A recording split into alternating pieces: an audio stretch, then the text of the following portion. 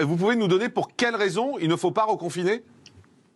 Ouais, je peux. Alors, je vous entends un mot sur deux, mais pourquoi il ne faut pas reconfiner? Parce qu'il y a des effets collatéraux systémiques qui sont absolument majeurs et que dans la balance bénéfice-risque, les risques l'emportent beaucoup sur les bénéfices dans cette épidémie.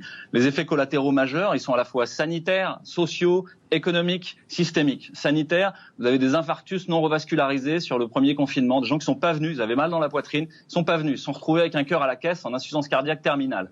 Vous avez des cancers, des leucémies, des lymphomes qui ont 3, 6 mois, 7 mois de retard diagnostique et thérapeutique. Et on voit des formes qu'on voyait plus depuis 30 ans, avec des pertes de chance en termes de pronostic qui sont majeures et qui vont largement compenser les morts du Covid, et même bien plus.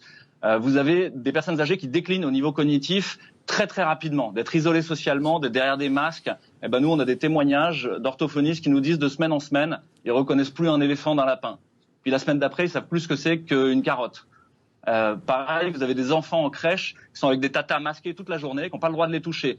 Relisez Cyrulnik et les orphelinats de Roumanie, c'est ce qu'on est en train de faire à nos enfants. Ils n'arrivent plus à apprendre à parler, ils n'arrivent plus à associer les phonèmes avec l'articulé avec les émotions. On est en train de devenir fou. La réalité, c'est qu'on est devenu fou et il faut même faire des mesures ciblées. Donc, comme je vous l'ai dit, laissez les médecins prescrire l'hydroxychloroquine, le Zithromax et le zinc. La balance bénéfice-risque, même si vous ne savez pas si ça va vraiment bien marcher, il faut le faire. Il y a tellement peu de risques et il y a tellement de bénéfices potentiels. Laissez-les faire et arrêtez d'essayer de vendre le remdesivir.